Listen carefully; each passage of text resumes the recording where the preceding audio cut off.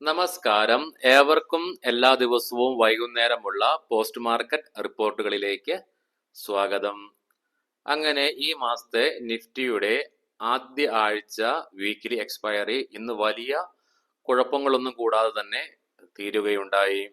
ഇന്ന് നമ്മുടെ മാർക്കറ്റിൽ ഒരു ചോപ്പി ട്രേഡിംഗ് സെക്ഷനാണ് കാണുവാനായിട്ട് സാധിച്ചിരുന്നത്.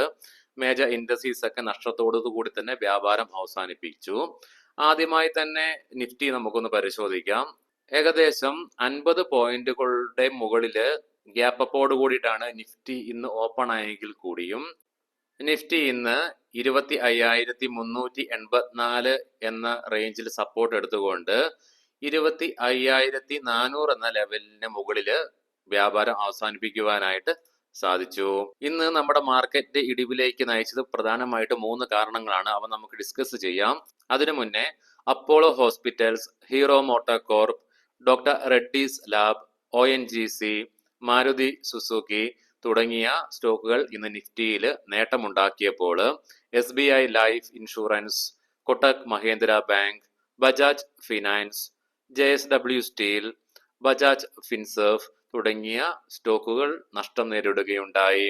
സെക്ടർ വൈസ് നോക്കുമ്പോൾ നിഫ്റ്റി ഓട്ടോ 0.5% നേട്ടത്തോടു കൂടിയും, ഫാർമ 0.3% നേട്ടത്തോടു കൂടിയും, മീഡിയ 0.8% നേട്ടത്തോടും കൂടി ഇന്ന് ടോപ്പ് പെർഫോമിംഗ് സെക്ടറായിട്ട് മാറുകയുണ്ടായി. തത്സമയം ഫ്ലാറ്റ് ആയ ട്രേഡിംഗ് ആയിരുന്നു നിഫ്റ്റിയിൽ IT കാണുവാനായിട്ട് സാധിച്ചത്.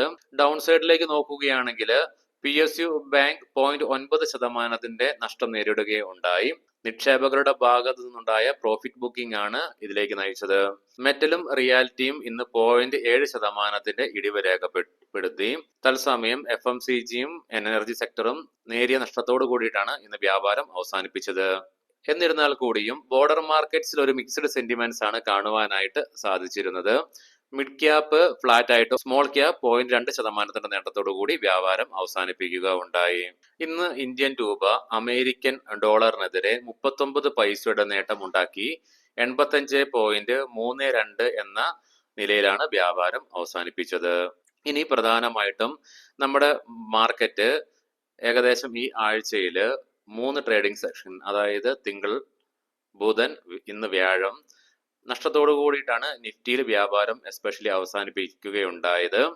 ഇതിലേക്ക് പ്രധാനമായിട്ടും നയിച്ച 3 കാരണങ്ങളിൽ ആദ്യത്തേത് രൂപയുടെ മൂല്യത്തിലുള്ള ഇടിവ് തന്നെയാണ്.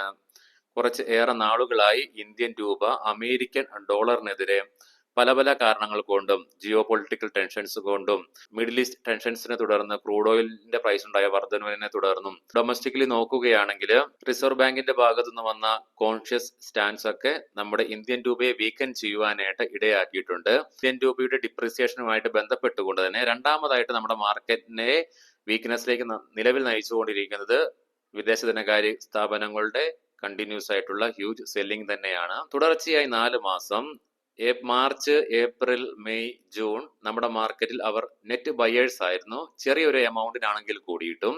എന്നാൽ ജൂലൈ മാസം നിലവില് ക്യാഷ് മാർക്കറ്റില് നെറ്റ് സെല്ലേഴ്സ് ആണ് വിദേശ ധനകാര്യ സ്ഥാപനങ്ങൾ. മൂന്നാമതായിട്ട് ഇന്ത്യ US ട്രേഡ് ഡീലിന്റെ അനിശ്ചിതത്വം തുടരുന്നത് തന്നെയാണ്.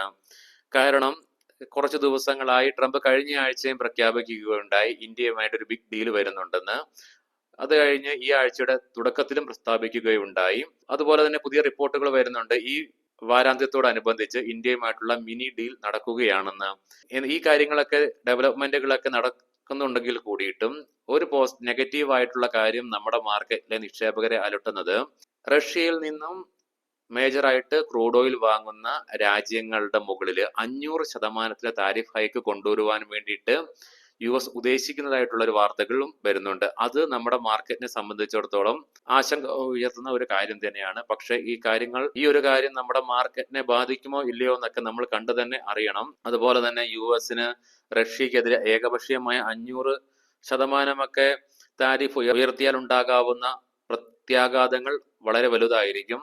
ആദ്യം ട്രംപ് ചൈനയെ ഭീഷണിപ്പെടുത്തിയെങ്കിൽ കൂടിയും, കൂടുതൽ താരിഫ് അടിച്ചേൽപ്പിച്ചെങ്കിൽ കൂടിയും, പിന്നീട് അതിൽ നിന്നൊക്കെ അദ്ദേഹം ഒരു അയവ് വരുത്തുന്നതായിട്ടാണ് കണ്ടത്. സോ ഈ കാര്യങ്ങളൊക്കെ നമ്മൾ കണ്ടു തന്നെ അറിയണം. ഒരു ഹീറ്റിംഗ് അപ്പ് സ്റ്റേജിലൂടെയാണ് കടന്നു പോകുന്നത്. എന്തായാലും ഈ ഒരു കൺസോളിഡേഷൻ അധികം നാൾ നീണ്ടു നിൽക്കുകയില്ല. കാരണം 9-ാം തീയതി എന്ന ഡെഡ് ലൈന് മുന്നേ ആയിട്ട് ഒന്നുകിൽ 9-ാം തീയതി അല്ലെ അതിന് മുന്നേ ആയിട്ട് യുഎസിൽ നിന്നും വരുന്ന വാർത്തകൾ നമ്മുടെയും ഗ്ലോബൽ മാർക്കറ്റിനെയൊക്കെ ട്രിഗർ ചെയ്യും. ഒന്നെങ്കിൽ അത് അപ്സൈഡിലായിരിക്കും, അല്ലെങ്കിൽ അത് ഡൗൺ സൈഡിലേക്ക് ആയിരിക്കും. എന്നിരുന്നാൽ കൂടിയും ഏത് ഡയറക്ഷനിലേക്കാണോ ഒരു ആക്ഷൻ വരുന്നത്, ആ ആക്ഷൻ ഹ്യൂജ് ആയിരിക്കും. പ്രത്യേകിച്ച് ട്രേഡേഴ്സിനെ സംബന്ധിച്ചിടത്തോളം അതിപ്രധാനമായത് കഴിഞ്ഞ 2 മാസങ്ങളിലെ ഏപ്രിലും മെയ്യിലും ഇതിന്റെ അതായത് മാർക്കറ്റ് ഇടിഞ്ഞതിന്റെയും മാർക്കറ്റ് സഡൻ ആയിട്ട് കയറിയതിന്റെയും തിരിച്ചടികൾ നേരിട്ടവരായിരിക്കാം നമ്മളിൽ ഏറെ പേരും. സോ അതുകൊണ്ട് തന്നെയാണ് മാർക്കറ്റ് ഒരു ജാഗ്രതയോട് കൂടിയിട്ട് മുന്നോട്ട് നീങ്ങുന്നത്. അതുകൊണ്ട് തന്നെയാണ് മാർക്കറ്റിലെ വേഗത ഇപ്പൊ കുറഞ്ഞ് നിലവിൽ ഒരു കൺസോളിഡേറ്റഡ് ആയ ഫേസിലൂടെ കടന്നു പോകുന്നത്. ഇന്ന് ഫാർമ സ്റ്റോക്സ് 6% റാലി രേഖപ്പെടുത്തുകയുണ്ടായി. യുഎസ് ഇന്ത്യ ഡീലിനെ കുറിച്ചുള്ള ശുഭാപ്തി വിശ്വാസം മൂലം. തുടർച്ചയായിട്ട് 10 ട്രേഡിംഗ് സെക്ഷനിൽ നിഫ്റ്റി ഫാർമയിൽ റാലി കാണുവാനായിട്ട് സാധിക്കുന്നുണ്ട്. തത്സമയം നിഫ്റ്റി ഓട്ടോയ് തുടർച്ചയായി 3-ാം ട്രേഡിംഗ് സെക്ഷനിലും ഇന്ന് പോസിറ്റീവായിട്ട് ക്ലോസ് ചെയ്യുവാനായിട്ട് സാധിച്ചിട്ടുണ്ട്. ഇനി നമുക്ക് ഇന്നത്തെ പ്രധാനപ്പെട്ട സ്റ്റോക്കിംഗ് ന്യൂസുകളിലേക്ക് കടക്കാം. മുൻകൂട്ടി ഓർമ്മിപ്പിച്ചു കൊള്ളട്ടെ, ഇതൊരു ബൈ ഓർ സെൽ റെക്കമെൻഡേഷൻ അല്ല. Coromandel international competition commission of ഇന്ത്യയുടെ ഭാഗത്തു നിന്നും കമ്പനിയുടെ പ്രൊപ്പോസലിന് അനുകൂലമായിട്ട്, അതായത് NACL ഇൻഡസ്ട്രീസ് ലിമിറ്റഡിനെ അക്വിസിഷൻ ചെയ്യുവാനുള്ള അനുവാദം നൽകിയതായിട്ടുള്ള വാർത്തകൾ. റിലയൻസ് ഇൻഡസ്ട്രീസ് റീസ്ട്രക്ചറിങ്ങിന്റെ ഭാഗമായിട്ട് കൺസ്യൂമർ ബിസിനസ്സിനെയും FMCG ബ്രാൻഡ്സിനെയും സ്പിൻ ഓഫ് ചെയ്യുവാനുള്ള പ്ലാനിങ്ങിലാണ് മദർ കമ്പനിയായ റിലയൻസ് ഇൻഡസ്ട്രീസ് എന്നുള്ള വാർത്തകൾ. ഇന്ത്യൻ ഓവർസീസ് ബാങ്ക് നിക്ഷേപകരുടെ ഭാഗത്തു നിന്നും 4000 കോടി രൂപ ഫണ്ട് റേസ് ചെയ്യുവാനുള്ള അനുമതി ലഭിച്ചതായിട്ടുള്ള വാർത്തകൾ.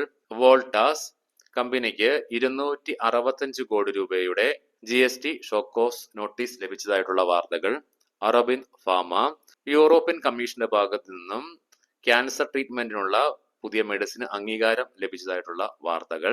നെസ്ലെ ഇന്ത്യ മാഗി നൂഡിൽസിന്റെ നിർമ്മാണം വർദ്ധിപ്പിക്കുവാനായിട്ട് സനാദ് പ്ലാന്റ് ഗുജറാത്തില് പ്രൊഡക്ഷൻ തുടങ്ങി എന്നുള്ള വാർത്തകൾ. നൈക്ക ഇന്ന് നമ്മൾ പ്രീ മാർക്കറ്റ് റിപ്പോർട്ടിൽ മെൻഷൻ ചെയ്തിരുന്നു, ഇന്ന് സ്റ്റോക്കിൽ 1200 കോടി രൂപയുടെ മൂല്യം വരുന്ന സ്റ്റോക്കുകൾ എയർലി ഇൻവെസ്റ്റേഴ്സ് ബ്ലോക്ക് ഡീൽ വഴി വിറ്റഴിക്കുകയാണെന്നുള്ളത്. ഇന്ന് ബ്ലോക്ക് ഡീൽ നടന്നതിന്റെ ഫലമായിട്ട് തന്നെ 4% ഇടിവ് സ്റ്റോക്കിൽ രേഖപ്പെടുത്തുകയുണ്ടായി. ഏവർക്കും ശുഭരാത്രി നേരുന്നു. നന്ദി, നമസ്കാരം. രാവിലെ പ്രീ മാർക്കറ്റ് റിപ്പോർട്ടുമായിട്ട് കണ്ടുമുട്ടാം.